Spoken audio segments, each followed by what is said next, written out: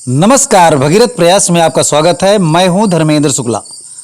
बहुत बड़ी खबर आ रही है उत्तर प्रदेश से। समाजवादी पार्टी लगाएगी भगवान परशुराम की 108 फीट ऊंची प्रतिमा। जी हां, यूपी में समाजवादी पार्टी लगाएगी भगवान परशुराम की 108 फीट ऊंची प्रतिमा। उत्तर प्रदेश की सियासत में ब्राह्मण वोट बैंक को लेकर सभी पार्टियां जोर आजमाइश करती नजर आ रही हैं।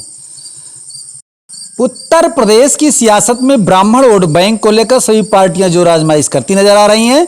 समाजवादी पार्टी ने दावा किया है कि यूपी में ब्राह्मणों के लिए सबसे ज्यादा काम सपा ने किया। इसी क्रम में अब सपा ने फैसला किया है कि वह भगवान परशुराम की प्रतिमा लगाकर ब्राह्मणों का सम्मान बढ़ाएगी। परशुराम चेतना पीठ ट्रस्ट के तहत होगा प्रतिमा का निर्माण। बताया जा रहा है कि परशुराम की प्रतिमा यूपी की सबसे ऊंची और भव्य प्रतिमा होगी। इसकी ऊंचाई 108 फीट होगी और ये लखनऊ में लगाई जाएगी। समाजवादी पार्टी ने इसके लिए काम भी शुरू कर दिया है। प्रतिमा के लिए समाजवादी पार्टी ने नेता जयपुर पहुंच गए हैं। बताया जा रहा है कि परशुराम चेतना पीठ ट्रस्ट के तहत प्रतिमा का निर्माण किया जाएगा। मूर्तिकार अर्जुन प्रजापति और राजकुमार से चल रही बातचीत। देश के बड़े मूर्तिकार अर्जुन प्रजापति और अटल जी की मूर्ति बनाने वाले राजकुमार से भी इस संबंध में बातचीत हो रही है। प्रतिमा के लिए समाजवादी पार्टी चंदे से धन जुटाएगी। एसपी समाजवादी पार्टी का दावा है कि ये यूपी में भगवान परशुराम की सबसे बड़ी प्रतिमा होगी। समाजवादी पार्टी के इस कदम को यूपी की ब्राह्मण सियासत में मास्टर स्ट्रोक माना जा रहा है। यूपी में जोर पकड़ रही ब्राह्मण सियासत। जी हां, दरअसल उत्तर प्रदेश में पिछले कुछ समय से ब्राह्मण वोट बैंक को लेकर तमाम पार्टियों में रस्साकसी शुरू हो गई है। विकास दुबे कांड और उसके बाद पुलिस की कार्रवाई को लेकर ब्राह्मणों में कथित नाराजगी की बातें सामने आई। कांग्रेस लगातार इस मुद्दे पर आक्रामक है और प्रदेश में तमाम घटनाओं को ब्राह्मणों से जोड़ा जा रहा है। वहीं समाजवादी पार्टी ने भी अपने दिग्गज ब्राह्मण नेताओं को कमान सौंप दी है। वहीं दूसरी तरफ सीतापुर से बहुत बड़ी खबर आ रही है। जी हां, एक उदाहरण गरीबी का पेश होने जा रहा है। मां के साथ जमीन में सो रहे 3 मासूम भाइयों को सांप ने डसा, तीनों की मौत। बहुत ही दुखद समाचार। परिवार सहित गांव में मातम का माहौल, सभी का रो रो कर बुरा हाल। सदरपुर थाना क्षेत्र के पिपरा कला गांव का मामला। बिहार मैट्रिक और इंटर में फेल छात्रों को बिहार बोर्ड ने किया पास। कोरोना महामारी के कारण नीतीश सरकार का बड़ा फैसला। बिहार मैट्रिक और इंटर में फेल छात्रों को बिहार बोर्ड ने किया पास। कोरोना महामारी के कारण नीतीश सरकार का बड़ा फैसला। पटना से बहुत बड़ी खबरें आ रही हैं। कोरोना महामारी के बीच नीतीश सरकार ने बिहार के छात्रों के लिए एक बड़ा फैसला किया है। बिहार में मैट्रिक और इंटर की परीक्षा देने वाले ऐसे वैसे छात्र जो 1 या 2 विषयों में फेल हो गए थे, उन्हें बिहार विद्यालय परीक्षा समिति ने पास करने का फैसला किया है। बिहार विद्यालय परीक्षा समिति ने शिक्षा विभाग की तरफ से मिले दिशा निर्देश के बाद इस पर अपनी मुहर लगा दी है। कोरोना महामारी के कारण छात्रों को पास किए जाने को लेकर बिहार विद्यालय परीक्षा समिति ने जो आदेश जारी किया है, उसके मुताबिक ऐसे छात्र जो 1 या 2 विषयों में थोड़े बहुत नंबर से फेल हो गए और उन्होंने कंपार्टमेंटल एग्जाम के लिए आवेदन किया, उन सभी छात्रों को अब बिहार बोर्ड में पास करने का फैसला किया है। बिहार बोर्ड ने तय किया है कि कुछ अतिरिक्त अंक का ग्रेस देते हुए ऐसे छात्रों को पास कर दिया जाएगा। आप देख रहे हैं भगीरथ प्रयास। और भी खबरें अभी हम आप तक पहुंचाने का प्रयास कर रहे हैं। आप देखते रहिए भगीरथ प्रयास। केरल के इडुक्की में भारी बारिश से बड़ा भूस्खलन, 12 की मौत, 60 से ज्यादा मजदूर फंसे। तिरुवनंतपुरम से बहुत बड़ी खबर आपके बीच में आ रही है। केरल के इडुक्की जिले में 3 दिनों से लगातार बारिश के बाद भीषण भूस्खलन में 12 लोगों की मौत हो गई तो 60 अन्य के मलबे में फंसे होने की आशंका है। राजाकड़ के चाय बागानों में काम करने वाले मजदूरों की बस्ती भूस्खलन की चपेट में आ गई है। इडुक्की के जिला कलेक्टर एच दिनेशन ने कहा कि 10 लोगों को निकाला गया है और उन्हें हॉस्पिटल पहुंचाया गया है। उन्होंने यह भी बताया कि भारी बारिश में धुंध की वजह से बचाव कार्य में दिक्कत आ रही है। उन्होंने कहा कि इस दुर्घटना के बारे में तब जानकारी मिली जब सुबह एक मजदूर किसी तरह बाहर निकल कर आया और इराविकुलम नेशनल पार्क के फॉरेस्ट अधिकारियों को जानकारी दी। राज्य के राजस्व अधिकारी ई चंद्रशेखरन ने कहा, यह बहुत बड़ा हादसा है। यह पहाड़ का इलाका है और मूसलाधार बारिश में कई सड़कें बह गई हैं। घायलों को एयरलिफ्ट करने के लिए हमने एयर फोर्स की मदद मांगी है। हमें बताया गया था कि यह मौसम खराब में मुश्किल होगा। उन्होंने यह भी बताया कि नेशनल डिजास्टर रिस्पांस फोर्स की NDRF एक टीम मौके पर पहुंच गई है। स्थानीय लोगों ने बताया कि इलाके में पिछले 3 दिनों से भारी बारिश हो रही है। इलाके में बिजली और संचार सेवा बाधित है। इस वजह से बचाव कार्य में देरी हुई है। तड़के जब यह हादसा हुआ उस समय कई लोग गहरी नींद में थे, जिसकी वजह से वे निकल नहीं पाए। इलाके में एक समाज सेवक पार्थ सारथी ने कहा, हमें सूचना है कि वहां करीब 84 लोग रह रहे थे। इनमें से अधिकतर पड़ोसी राज्य तमिलनाडु के हैं। इस बस्ती की आवश्यकताओं की पूर्ति के लिए यहाँ एक कैंटीन भी था। उन्होंने कहा कि मृतकों का आंकड़ा बढ़ सकता है।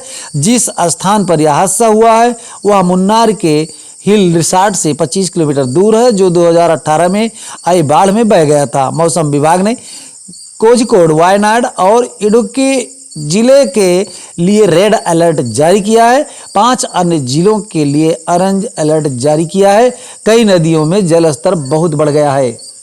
आप बने रहिए हमारी खबरों के साथ। बिहार चल रहे हैं आपको लेके मोतिहारी। जी हाँ, बाढ़ की आड़ में सुगौली चीनी मिल ने छोड़ा जहरीला पानी, कई एकड़ फसल बर्बाद।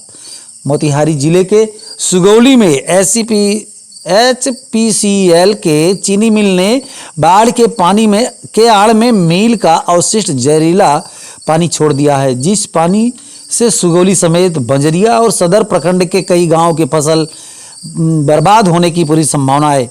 इसके अलावा जिस क्षेत्र में यह जहरीला पानी पहुंचेगा वहां के फसल के बर्बादी के साथ उस क्षेत्र में रहने वाले ग्रामीणों को कई तरह की बीमारियों से ग्रसित भी कर देगा। जी हां, आपको बताते चलें, यह जहरीला पानी बाढ़ के पानी के साथ मिलकर जिस क्षेत्र से गुजर रहा है उस क्षेत्र में इस पानी के दुर्गंध से लोगों का जीना मुहाल हो गया है, जिस कारण स्थानीय लोग काफी आक्रोशित हैं। आक्रोशित लोगों के अनुसार चीनी मिल से उन्हें केवल हानि है। प्रत्येक साल चीनी मिल बाढ़ और बरसात के समय में जहरीला पानी छोड़ देता है, जो बाढ़ और बरसात के पानी के साथ पूरे क्षेत्र में फैल जाता है।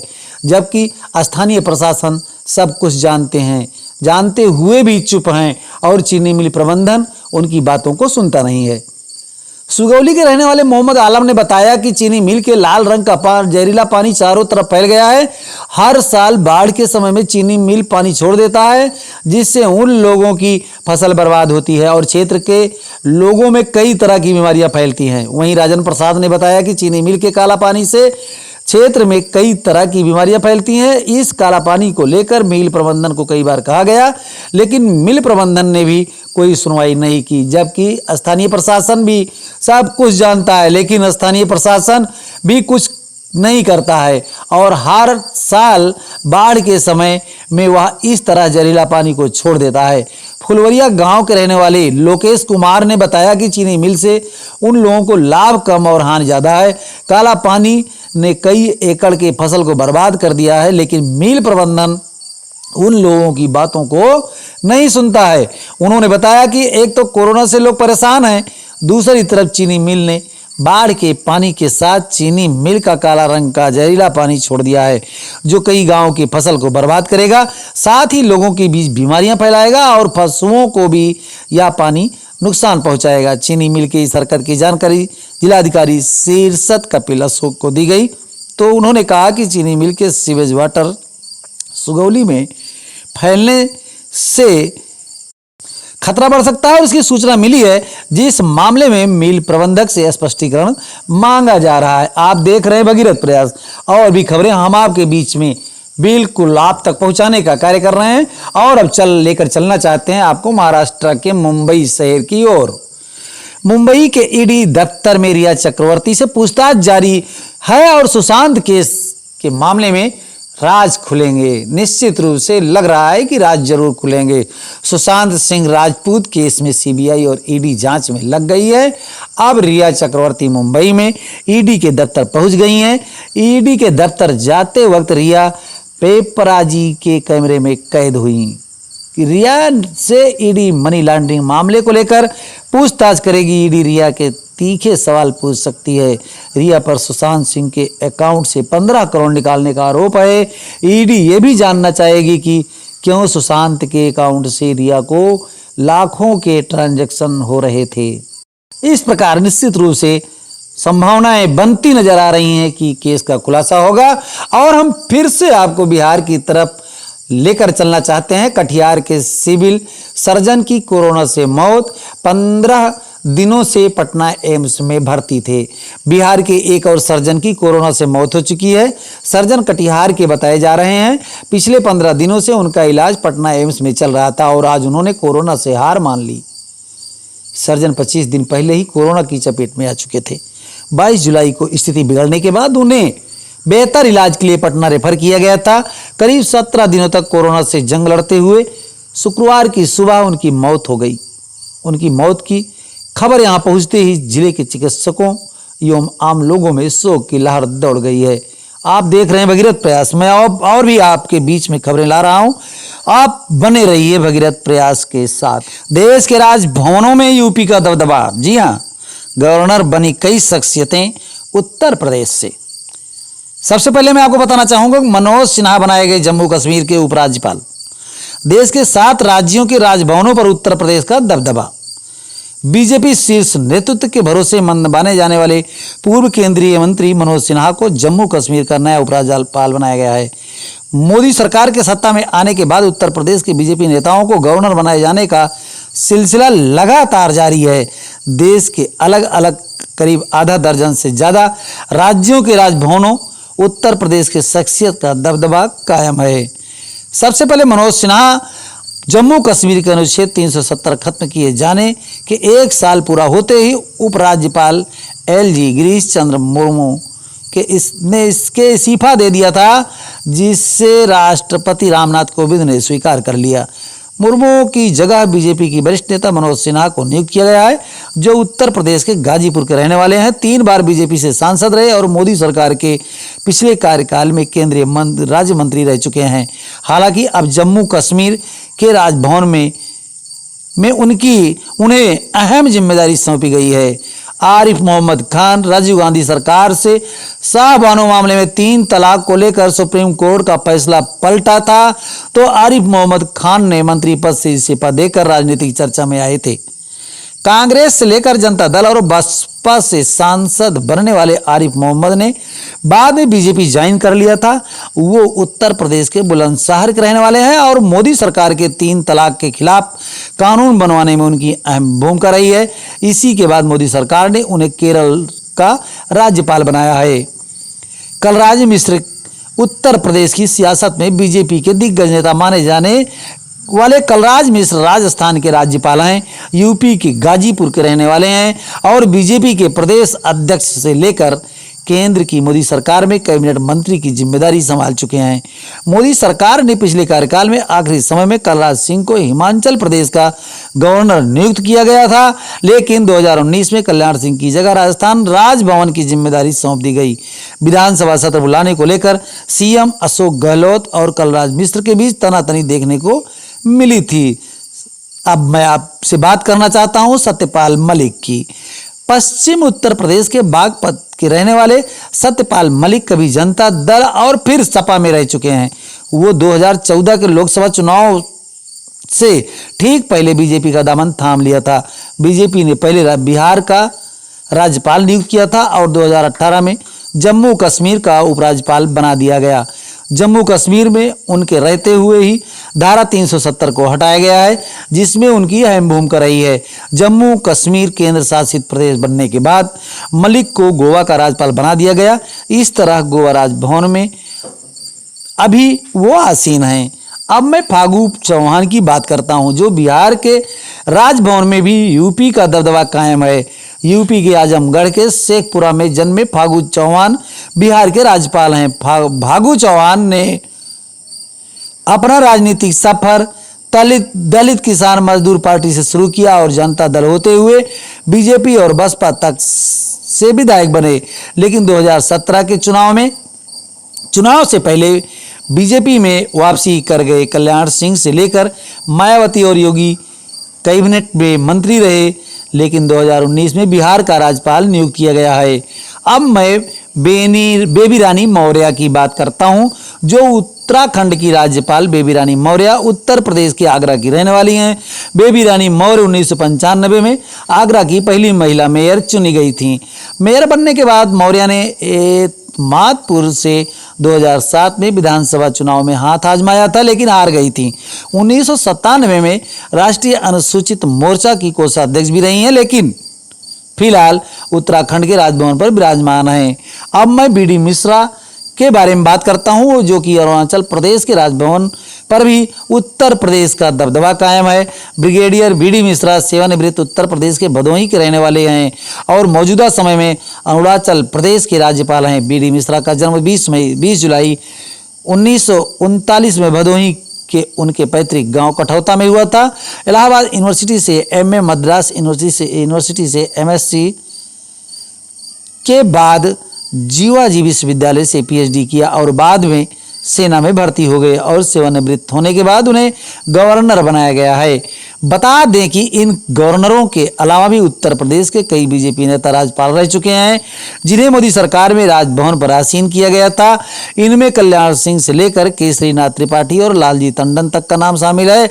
उत्तर प्रदेश के पूर्व मुख्यमंत्री कल्याण सिंह भी राजस्थान के राज्यपाल बने थे और पिछले साल अपना कार्यकाल पूरा किया। उत्तर प्रदेश के पूर्व विधानसभा अध्यक्ष केसरीनाथ त्रिपाठी को 2014 में पश्चिम बंगाल का राज्यपाल बनाया गया और वो पिछले साल सेवा मुक्त हुए। लालजी टंडन का पिछले महीने निधन हुआ है, वो मध्य प्रदेश के राज्यपाल बने थे। आप देख रहे हैं भगीरथ प्रयास। आपने अभी तक हमारे चैनल को सब्सक्राइब नहीं किया है तो कर लीजिए। और भी खबरें आ रही हैं उत्तर प्रदेश से। यूपी बोर्ड 2021 हाई स्कूल व इंटरमीडिएट की परीक्षाओं के लिए आवेदन की तिथि बढ़ी। जी हाँ, अब 21 सितंबर तक लिए जाएंगे आवेदन। विलंब शुल्क के साथ 24 सितंबर तक भी आवेदन का मिलेगा मौका। संस्था के प्रधानाचार्य छात्र छात्राओं के कक्षा 10 एवं 12 में प्रवेश व परीक्षा शुल्क प्राप्त करने की अंतिम तारीख 31 अगस्त होगी। संस्था के प्रधान द्वारा सभी विद्यार्थियों से प्राप्त परीक्षा शुल्क को एक मुश्त चालान के माध्यम से 7 सितंबर तक कोषागार में जमा कराना होगा। कोषागार में जमा किए गए शुल्क की सूचना तथा विद्यार्थियों के शैक्षिक विवरणों के साथ यूपी बोर्ड को देनी होगी। परिषद की वेबसाइट पर ऑनलाइन अपलोड करने की अंतिम तिथि 21 सितंबर होगी। पहले यह तिथि 16 अगस्त थी, जिसे कोविड के संक्रमण के मद्देनजर बढ़ाकर 21 सितंबर किया गया। 7 सितंबर के बाद 100 रुपये विलंब शुल्क के साथ परीक्षा शुल्क चालान के माध्यम से कोषागार में 14 सितंबर तक जमा करना होगा। विलंब शुल्क के साथ जमा परीक्षा शुल्क की सूचना तथा विद्यालयों के शैक्षिक विवरण वेबसाइट पर 24 सितंबर तक ऑनलाइन अपलोड करने होंगे। 25 सितंबर से 4 अक्टूबर 2020 के बीच वेबसाइट पर ऑनलाइन अपलोड किए गए विद्यार्थियों के विवरणों की जानकारी की जाएगी। विद्यार्थियों के विवरणों में किसी प्रकार का संशोधन 5 से 14 अक्टूबर के बीच किया जा सकेगा। यूपी बोर्ड ने प्रेस विज्ञप्ति जारी कर दी सूचना।